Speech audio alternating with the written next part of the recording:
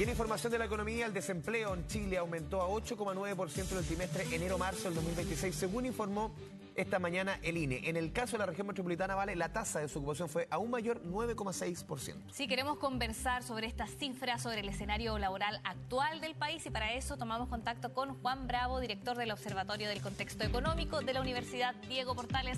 Juan, bienvenido a la Mañana Informativa. Hola, muy buenos días, Valentina, Andrés, muchas gracias por la invitación. Hola Juan, bienvenido a Canal 24 Horas. Lo primero, antes de entrar a los números, quizás lo que más llama la atención y va a ocupar los titulares tiene relación con el desempleo femenino. Lo hemos conversado. Recuerda hace, 4 o 5 meses que el desempleo femenino había superado la barrera del 10%, 10,1 creo que es un número, tú me corriges, Juan. ¿Qué está pasando con el desempleo femenino? Que en esta oportunidad uno ve que supera los 2 dígitos y se vuelve a separar la brecha con los hombres. Sí, efectivamente, esa es una, ¿cierto?, de las múltiples malas noticias que trae este reporte de empleo. En el caso particular de las mujeres, lo que ocurre es que se desacelera fuertemente el crecimiento del empleo.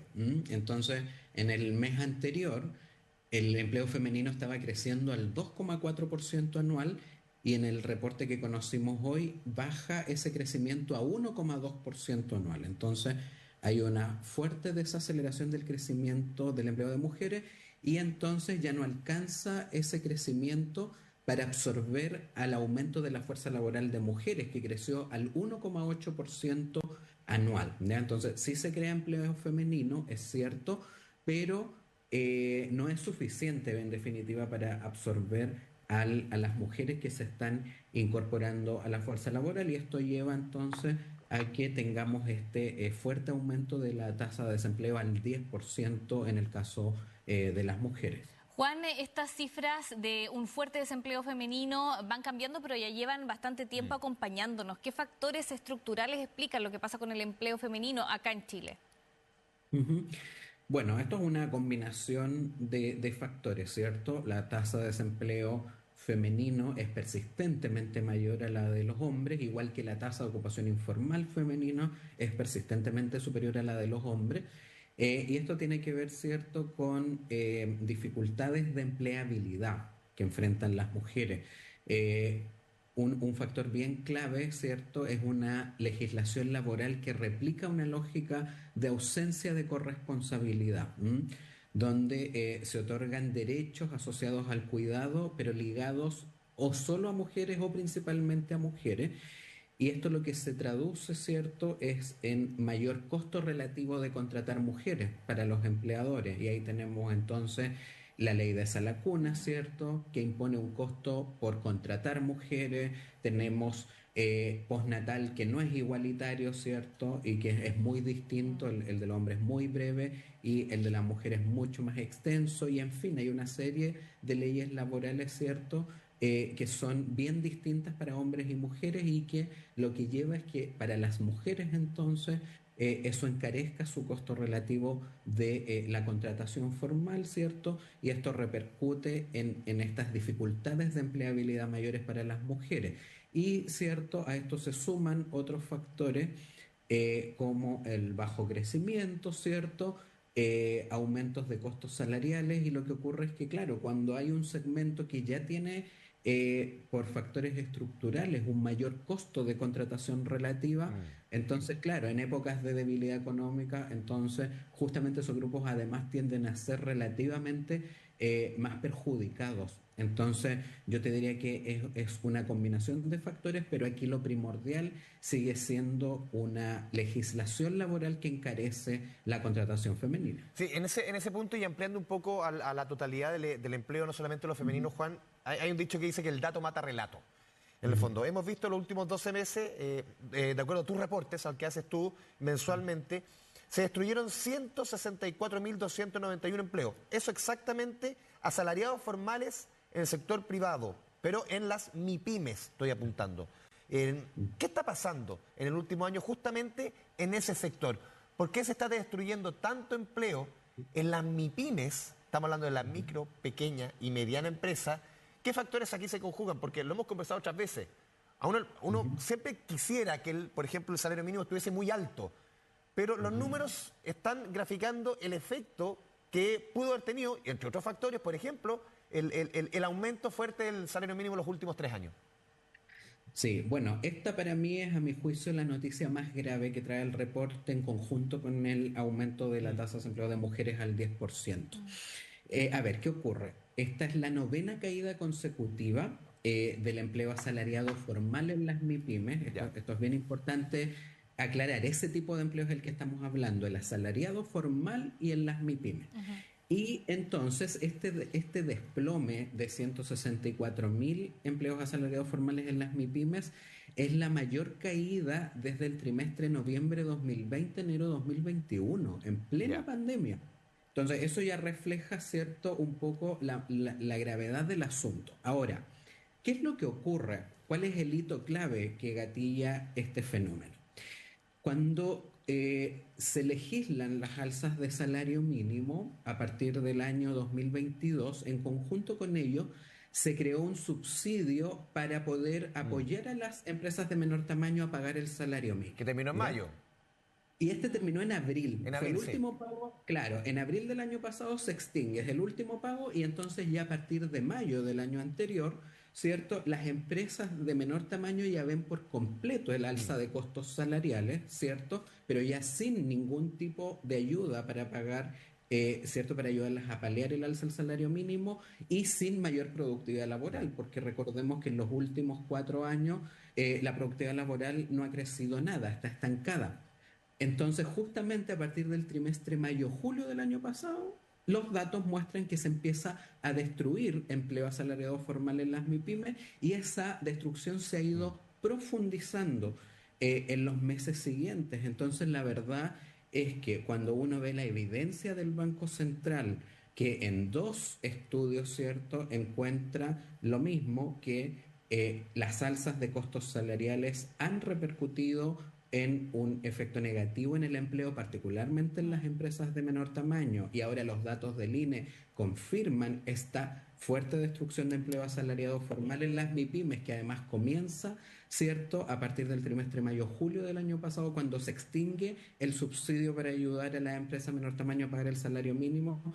La verdad es que creo que la evidencia ya es bastante contundente de que cuando los costos salariales crecen en forma desalineada de la productividad laboral, sí generan efectos perniciosos en el empleo en las empresas de menor tamaño. Juan, y por ejemplo ahora este domingo vimos cómo avanzaba la implementación de la ley de 40 horas, muy importante, ¿cierto?, en la recuperación de calidad de vida, de tiempo para las familias, para el tiempo libre, pero también es una ley que incide en el costo del trabajo, incide en estas cifras de desempleo. ¿Cuál es su análisis?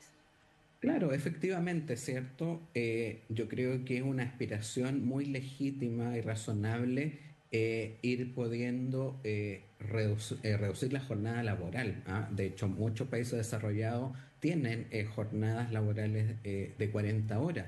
El punto es que, o subir los salarios, ¿cierto? Todos queremos que suban los salarios. Todo el punto es que esto debe ser sustentable. ¿Y cuándo es sustentable? Cuando va acompañado de alzas de la productividad laboral. Por lo tanto, justamente como la ley de 40 horas ya está aprobada, es una ley de la República, ¿cierto? Y tiene que continuar su trayectoria, ¿cierto?, hacia las 40 horas. Hoy día el desafío es justamente aumentar la productividad laboral, ¿cierto?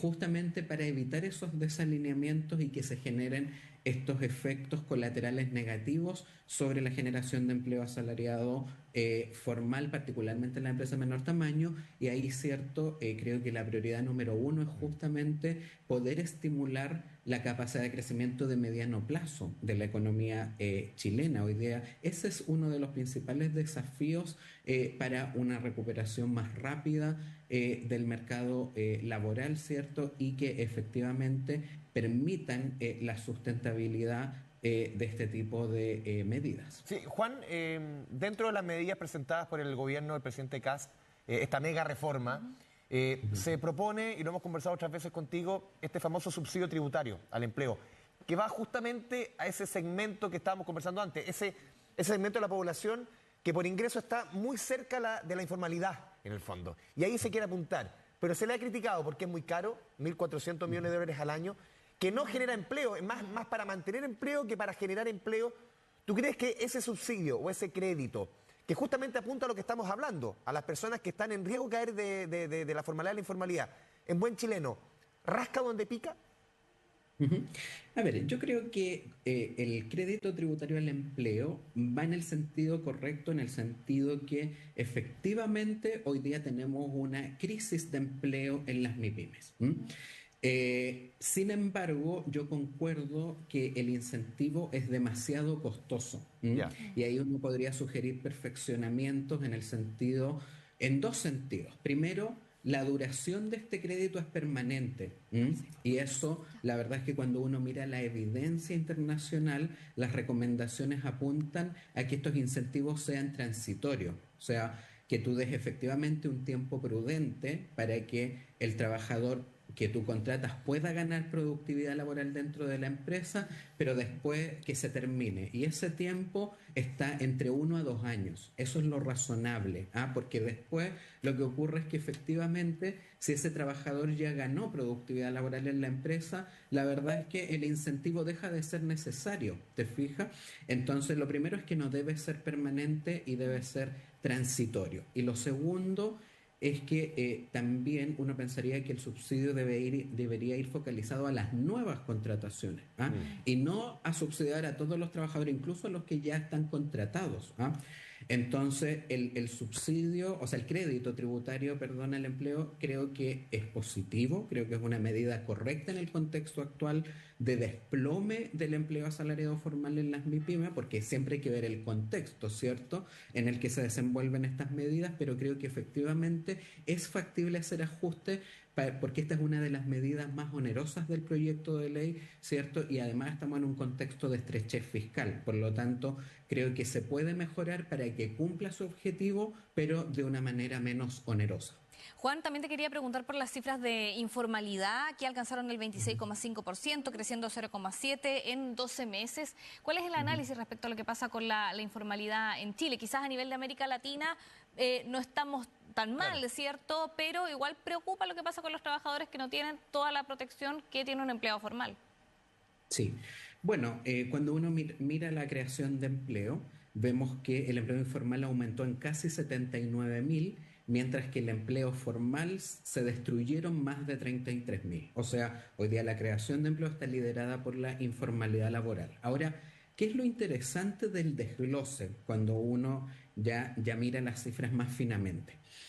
El empleo por cuenta propia informal, o sea, las personas que trabajan de manera independiente por su cuenta y que registran su actividad ante el Servicio de Impuestos Internos, eso es la cuenta propia formal, ese empleo aumenta en casi 62.000 al año.